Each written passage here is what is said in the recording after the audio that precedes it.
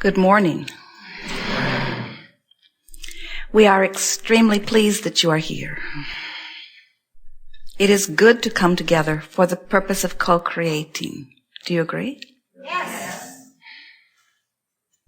Co-creating at its best. You understand what that means. Here you are in your physical bodies. Yes, you are. But the room is filled with your non-physical counterparts. You are aware? You are extensions of source energy, and you allow, in varying degrees, that which you really are to flow through you. And that is really what the art of allowing is all about. As you begin to pay attention to the idea of the art of allowing, you begin to discover that nothing is more important than the way that you feel, because the way you feel is your personal guidance. It's your personal indicator of what you are doing right now, which is where all of your power is. Your power to allow or disallow. Your power to be who you really are, or your power to diminish it in some way by giving attention to something that does not agree with who you really are. So what kinds of things would not agree with who you really are? Well, we'll give you a list.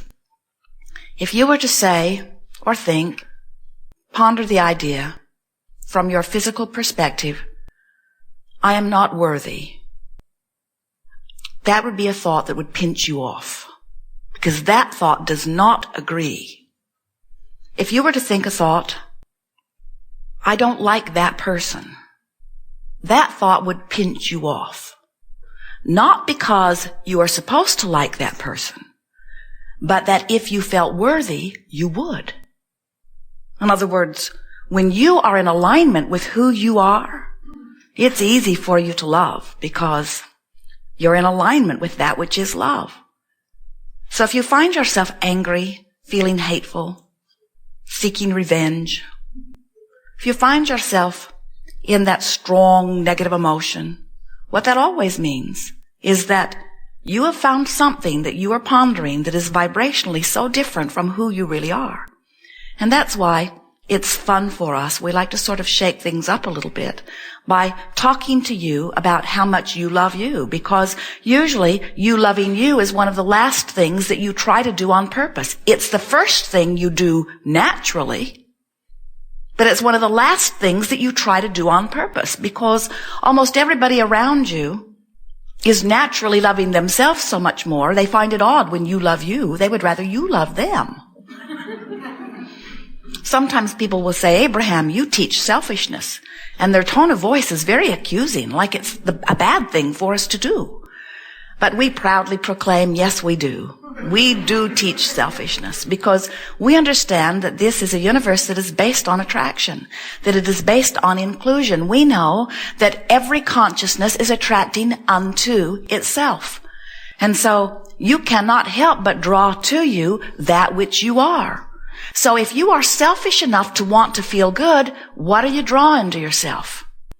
But if you get very valiant and virtuous, and you put yourself last, and you let everything and everyone else be first, you cater to all of their desires until you are suffocated or without your own connection to source, then you can give it all to them, but it won't be much because you'll have nothing to give. Because unless you are selfish enough to care about the way you feel, then you will not be doing a very good job of adjusting your vibration and holding yourself in alignment with the source energy that flows to you naturally. When you do align with the source energy that flows to you naturally, you feel valuable. You feel worthy. You feel light. You feel free. You feel sure-footed. You feel clear-minded. You feel such reserve of well-being that you can pour out your attention and your affection endlessly, and you never run out. You picture a bucket with well-being flowing in the top and well-being running out the bottom. If it runs out the bottom faster than it flows in the top, you don't feel so good. But when you open your valve and you realize that it flows endlessly, And you always have a huge reserve because you are tapped into the source of that which is the reserve of well-being. Then you don't worry about attention that you're giving to others or love that you're giving to others or anything that you're giving to others, because it is always replenished, proportionate to what you are flowing. In fact, that's how it gets into your bucket to begin with. You flow it through your perspective. So, how do you get out of whack? Could you flow too much to someone else? Never. Because when you flow it, it always flows in. It's a valve, it's a fire hose, it's a stream. It's an ocean of well-being flowing to you. You could never use up your reserve. So, what happens when it feels like you've used up your reserve? What happens? Well, you just temporarily pinched off the flow in. That's all. And it's easy to tell you've done it because you don't feel good. So the way you feel is of immense importance, because the way you feel is your indication of what you're doing vibrationally. Interesting word, isn't it? Vibrationally. Here you are. You never have thought of yourself as a radio transmitter receiver, and yet you are. We see you in your bodies, your fleshy, bloody, bony bodies. That's not exactly poetic, is it? We see you in these magnificent bodies, but we see you as energy. We see you as vibration. We see you as consciousness. We see your body. We see your body as the housing of this consciousness, as the focusing mechanism. And even your brain, which is flesh and blood, we see that too, but we see it as the mechanism by which you are transmitting and receiving.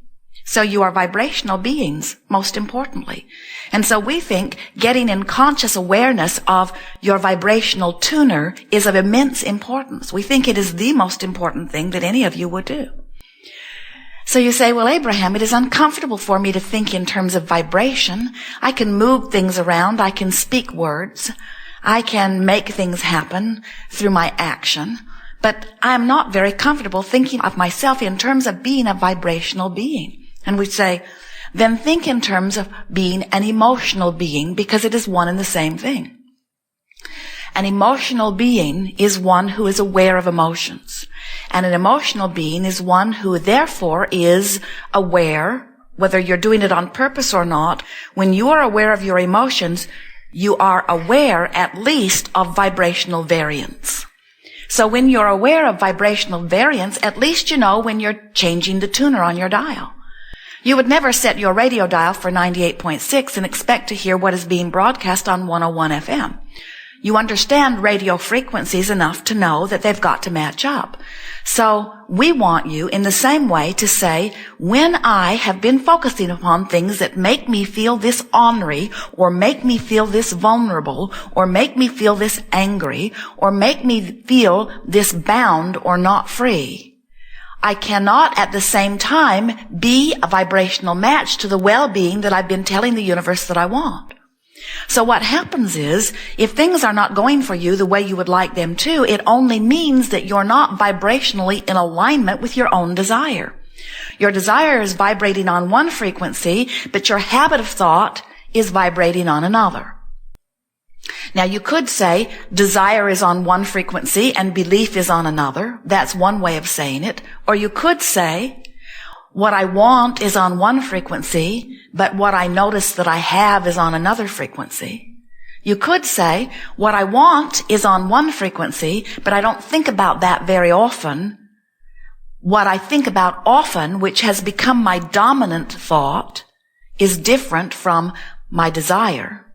When I think about my desire, it feels one way. When I notice where I am, it feels another. Getting the sense of this? So when you say, I am an emotional being, and I'm going to begin to take emotional journeys, then what you're saying is, I'm going to start guiding my thought and word and even my action based upon where the idea of it feels, rather than upon any other factors that I've ever considered. In other words, I'm going to start guiding myself emotionally. Now, this is worrisome to some, especially if you've worked not to be emotional, or especially if you have worked particularly hard not to be emotional, meaning you've got control of your emotions, and you're living with people or working with people who are very emotional. Because Sometimes people, when they are given the label, oh, they are an emotional being, there's one now. Sometimes when you are interacting with people who seem to be emotional, what you notice is that they are highly emotional, often in a sort of disconnected way. They are out of control. Their emotions are too close to the surface, you say. And we want to say to you, your emotions are never too close to the surface. The closer to the surface they are, the better. But when you have a handle on your emotions and you are paying attention to them in the early subtle stages, then nothing gets very far out of hand that you don't want to. In other words, we would like you to be an emotional person who feels ecstasy and elation and appreciation and love and joy often. And we would like you to use some of the processes, we'll talk about some of them here today, that would ramp you up to even higher degrees of emotion. Positive emotion. In fact, most of the processes that we've offered to you over time have been offered with the intent of helping you go from some of the higher registries in emotion, like feeling pretty good, to wanting something, believing something, hoping for something, maybe a little pessimism, sometimes a little frustration or overwhelmment, but mostly feeling pretty good.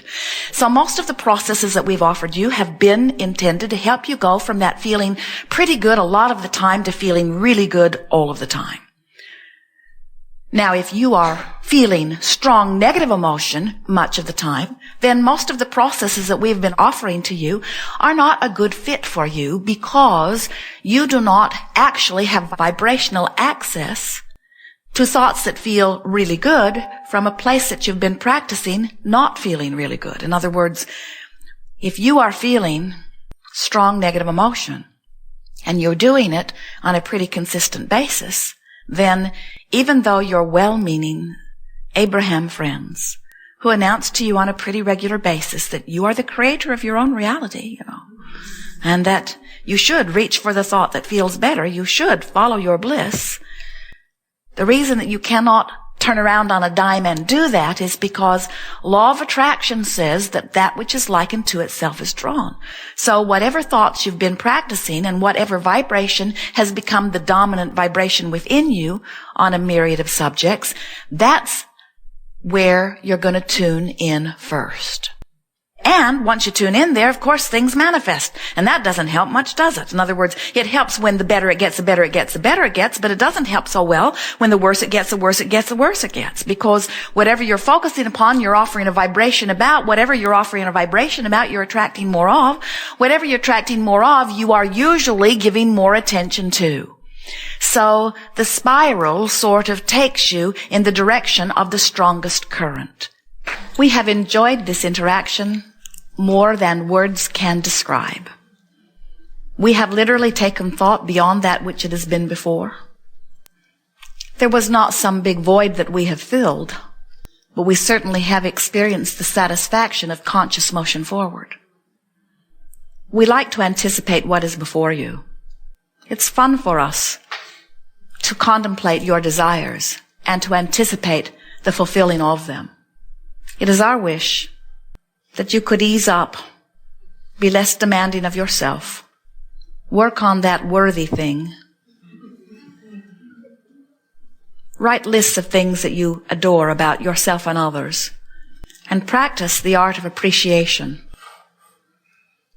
And in doing so, you will put yourself more consistently in vibrational alignment with the well-being that it is our promise to you is being held, not from you, but for you, in non-physical and physical escrow. You deserve these things that you've been asking for, but you've got to stop worrying about them not being there in order to let them in. There is great love here for you. We are complete.